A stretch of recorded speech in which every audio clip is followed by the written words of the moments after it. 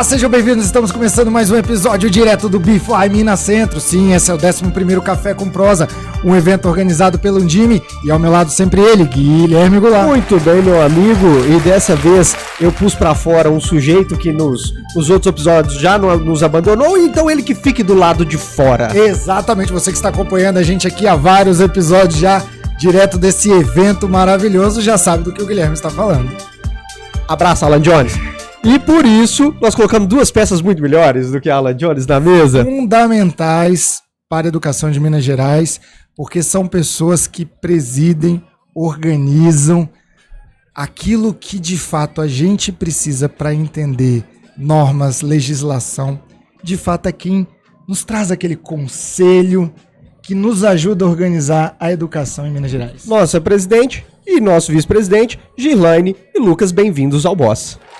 Obrigada, gente. Que alegria enorme participar do Café com Prosa, né? Então, o Conselho Estadual de Educação agradece demais esse evento maravilhoso e agradece mais uma vez estar aqui no BTO com vocês. Ô, Gi, me conta aqui, como é que o Conselho dialoga com os municípios sobre as normativas, essa criação dessa legislação?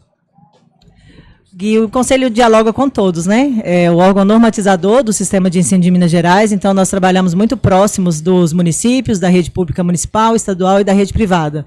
E, recentemente, nós exaramos a Resolução 500, que trata justamente dos conselhos, né, da instituição dos sistemas municipais de ensino, sistemas próprios dos seus conselhos municipais. Então, nós dialogamos muito próximo dos municípios. Então, o Conselho tem esse papel, né, de normatizar, não normatizar para um único lugar. Somos um estado aí diverso, com 853 municípios. Então, a gente tem esse olhar muito atento às normativas para o nosso estado todo.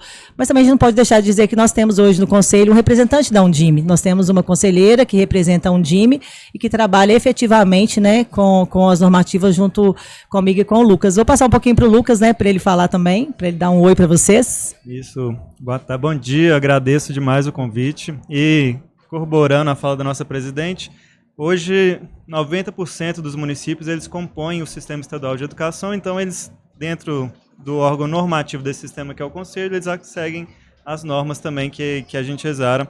E aí toda norma, quando é criada, há um processo de diálogo com todos os atores envolvidos. Secretaria Estadual, secretarias municipais, por meio de seus representantes, para apreciar essas normas e a gente ficar cada vez mais próximo da realidade, a gente não fugir dela. Então há esse processo de diálogo sempre antes da normativa ser publicada e também na construção dela a gente faz essas consultas. Pergunta de leigo, tá, gente? Sobre todas as normas que o Conselho faz a deliberação ali, existe sobreposição de alguma legislação municipal que fala assim, não, nós vamos seguir essa aqui, não vamos seguir o Conselho? Pode acontecer isso ou não? Tem que seguir tudo que o Conselho... Existe autonomia, né, Gui? Mas eu queria primeiro ressaltar a fala do Lucas no sentido de que a gente é o órgão normatizador, dessa escuta muito ativa de escutar os entes federados, né? Então, a gente, enquanto órgão normativo, a gente pode ir sozinho, a gente vai mais rápido, mas junto, a gente chega, né, junto e chega muito melhor no estado todo. Então, é muito importante quando você faz essa pergunta e o Lucas faz essa colocação. Então, não tem norma que sobrepõe, o que pode acontecer é autonomia. Então, assim, os municípios que são sistema próprios, eles têm autonomia educacional, porque aí eles se constituem enquanto sistema, então eles têm o Conselho Municipal de Educação, e aí vira um conselho junto lá com a prefeitura, com a Câmara de Vereadores, é todo um sistema, ficam responsáveis pela educação municipal. Então, assim, a gente segue as normas federais, então o Conselho não inventa norma, né, norma própria. Então, a gente tem as diretrizes, tem a LDB, temos as diretrizes, nós procuramos as nossas normas seguir essa orientação, mas também respeitando a autonomia da Secretaria de Estado de Educação, que é responsável pela rede dela, a rede pública estadual. Claro que tem normativas que construímos de forma conjunta e os municípios da mesma forma. Então, os municípios que são sistema próprio, eles têm as normativas deles e a gente respeita a autonomia. Entendi. Mas aqueles que não se constituíram ainda enquanto sistema próprio, eles seguem as normas estaduais e todos nós juntos seguimos as normas federais, né? Então, isso é importante frisar, é importante a sua pergunta. Até mesmo porque somos 853 municípios, né, gente? Existe uma variedade aí, uma diversidade muito grande de demandas, situações que não dá para se aplicar de qualquer forma em todos os lugares. Então, entendo a questão da autonomia e obrigado pela resposta. Ô Lucas, eu queria te perguntar o seguinte, né? Quando a gente pensa em legislativo, normas, que bom que nós estamos em constante mudança, buscando uma melhoria contínua. E no processo de melhoria contínua, a gente sabe que algumas coisas mudam enquanto norma, enquanto lei, enquanto interpretação, e o Conselho, de certa forma, tenta o tempo todo traduzir isso para todos os agentes da educação, tanto público quanto privado, para que a gente caminhe junto no coletivo. Hoje a gente está aqui no evento da Undime, temos vários dirigentes municipais. Em termos de normativas, da legislação, o que você acha que o dirigente municipal tem que prestar mais atenção nesse momento, dentro desse contexto atual? Perfeito, isso é uma ótima pergunta. Até pegando um gancho de uma fala, um cuidado que a gente tem com as normativas é justamente que elas sejam compreensíveis. A gente tem uma dificuldade, às vezes, do Poder Legislativo, quando cria uma norma, essa norma pode fazer sentido tecnicamente, mas para o sujeito lá no interior, no município, a gente fala, esses 853, a grande maioria tem menos de 10 mil habitantes, então a gente tenta sempre fazer com que o texto da norma também seja factível a essas realidades. Claro. Hoje o que a gente tem de grande destaque é um percurso de discussão e também mudança da 496, que é a legislação básica de autorização de funcionamento de escolas. Aí, como a Gilaine disse, as escolas que estão dentro do sistema estadual, elas todas seguem essa normativa para autorização de funcionamento, seja da escola, seja de uma etapa de ensino. A revisão da educação infantil, a revisão da norma de educação especial, em breve, futuramente, também a discussão da educação integral, que é uma discussão ampla em nível não só de Minas Gerais, mas em termos de Brasil, e também da educação especial, hoje foi falado em vários momentos. Envolve também, todas as redes, né? envolvendo todas as redes, da importância, e são pautas sensíveis e complexas, então é importante que essas adequações normativas sejam feitas sempre em conjunto. Bruno, a gente vem vivendo uma situação complicada na rede particular e não tenho dúvida que a rede pública também está passando pelo mesmo desafio, que é a própria questão da inclusão. Então tem que ser trabalhado com muito cuidado, porque senão inviabiliza o modelo, inviabiliza a condição até mesmo do Estado. Não, a escola particular ela sofre isso um pouco mais diretamente por causa da questão orçamentária, mas o Estado também tem sofrido muito com essa condição de como os laudos estão sendo emitidos, a questão do judiciário falando o que tem e o que não tem, né? Então eu percebo não que... Não só o judiciário, né? A gente tem também a questão de outra esfera de conhecimento extremamente importante, que são os médicos, também querendo decidir mais do que os profissionais da educação, que são os que de fato se desdobram para entender isso. E aí eu queria até fazer uma pergunta para os dois, assim, aquela pergunta de milhão. Cara, como vocês conseguem fazer essa escuta? Porque vocês lidam com a federação, com o Estado, com o município, com o poder público, o privado, e aí você tem outras cadeias decisórias que intervêm. Como é que vocês conseguem fazer essa escuta dentro de um processo mesmo e conseguir, de fato, condensar isso, fazer um encontro, interpretar isso que deve ser de uma complexidade, traduzir, levar para aquele município cujo ali o gestor, um município de menos de 10 mil habitantes, e o gestor precisa fazer entender tanto quanto das metrópoles. Como é que é esse trabalho de escuta, gente? Desencastelando o conselho, ouvindo, escutando. Acho que o verbo é esse, é escuta, é escutar, é ouvir. Não tem jeito de normatizar para um estado desse tamanho, com tamanha diversidade, com problemas tão distintos, com regiões tão distintas, sem conversar, Bruno. Eu acho que essa é a grande sacada da gestão anterior do presidente Felipe Michel e a minha do Lucas. É escutando todos os atores, sabe? Não dá para normatizar a educação especial sem ouvir.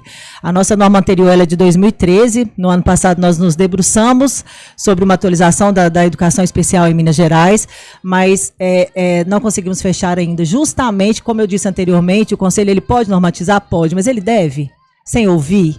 Essa escuta é muito importante. Não dá para a gente fazer uma normativa sem ouvir todos os atores do sistema de ensino. Então, assim, a gente tem buscado diálogo e a gente consegue isso com parceiros, inclusive com vocês, né? Nós dialogamos com o Ministério Público, dialogamos com o Cinep-MG, com o Cinep-Sudeste. Nós já ouvimos gente desde atleta paralímpico, estudantes da rede que vivem isso no dia a dia. Discutimos também com a Secretaria de Estado de Educação, com os municípios por meio da Undime, com o Cinep-MG que participou efetivamente da norma e fazendo escuta. Então nós recebemos recentemente um documento do Ministério Público também, recebemos do Cinep, estamos ouvindo. E a gente sabe que não é fácil, não é uma discussão fácil. Mas eu acredito, Bruno, que para além de todos aqueles que nós já ouvimos, como eu te disse, a presidente da da resolução é a Bruna, que é a conselheira que é indicada da APAI. Ela representa a APAI, que também está envolvida nessa discussão. Então, ela trouxe 17 pessoas, desde estudantes mesmo com deficiência, a atletas paralímpicos, mas escutou pessoas de universidades, professores, gestores, especialistas na pauta de educação especial. Para além disso, todos os documentos que nós recebemos. Nós temos a intenção, né, de que esse ano a norma saia, mas jamais sem ouvir todas as pessoas. Então, por último, nós recebemos um documento do Ministério da Educação e do Ministério Público de Minas Gerais, estamos trabalhando em cima dele. Mas estamos com planos aí audaciosos de envolver, porque eu penso que a educação especial é uma questão social.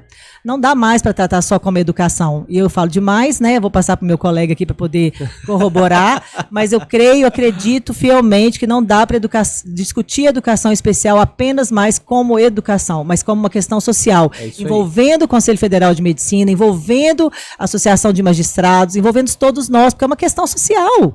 E a gente não tem a fórmula pronta na educação. Então, como educadores, nós que estamos ali como atores diretos, precisamos contar, sim, com o Ministério Público, sim, com o Judiciário, sim, com o Conselho Federal de Medicina, para que a gente possa chegar numa resolução que pelo menos atenda minimamente todos esses que estão envolvidos, porque envolve muito. Não pense você que é só rede privada, porque a rede pública municipal e estadual, ela também está enfrentando desafios no atendimento a essa população que precisa. Até mesmo para encontrar pessoas, né, Gi, que estão dispostas a participar, a viver esse desafio.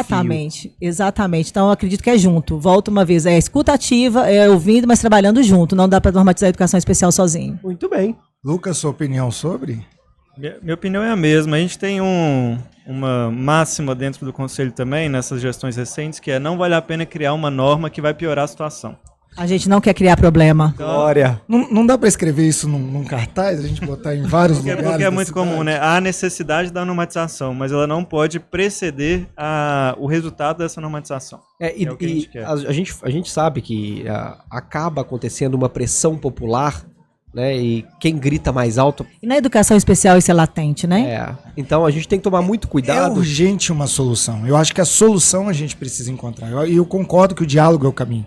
Porque de fato é uma comunidade que precisa estar dentro da escola. Só que a gente precisa entender como fazer isso. O tempo e o espaço. De forma a garantir a saúde psicológica dos professores, garantir o aprendizado, afinal de contas, estamos dentro da escola para aprender, e eu acho que o papel que vocês exercem é fundamental. E o direito dos outros também, né, Bruno? Se você for pensar, a gente vive situações onde um aluno em momento de crise, dependendo do dia que ele tiver, a aula é interrompida metade do horário. Então, e os outros alunos? Como é que ficam nessa condição? Como é que é capacitar esses alunos também para viver nesse espaço? É muito complexo. Não é fácil. Porque tem sempre uma balança que a gente leva, que é a busca por essa qualidade, esse direito de equidade para todos, mas a capacidade de se garantir esse direito também. Não adianta colocarmos normas e perspectivas que são inviáveis de serem cumpridas sem o recurso financeiro disponível, sem existir docente, por exemplo. Em várias localidades a gente não tem profissionais capacitados. E como que a gente vai exigir que se haja esse espaço, esse pessoal, esse quantitativo de alunos por turma, onde não é viável hoje. Então a gente tem que sempre colocar na balança o desejo da qualidade, que a gente quer sempre ao máximo, mas também a viabilidade, porque senão eu vou ter um e não vou ter outro. E também não tem resultado isso. Gente, que Papai do Céu ilumine bastante vocês.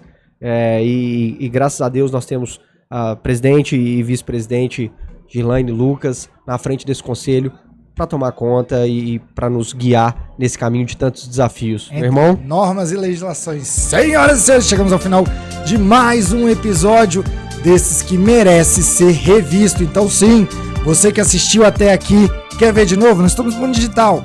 Volta, assista, aprenda. Ficou com dúvida? O Conselho Estadual é uma casa aberta. Eu ouvi isso no último programa da Gi. É isso aí. Então, se você tem dúvidas, acesse. Faça valer o seu direito. Muito obrigado, fique com Deus e lembre sempre, o boss tá on. Valeu.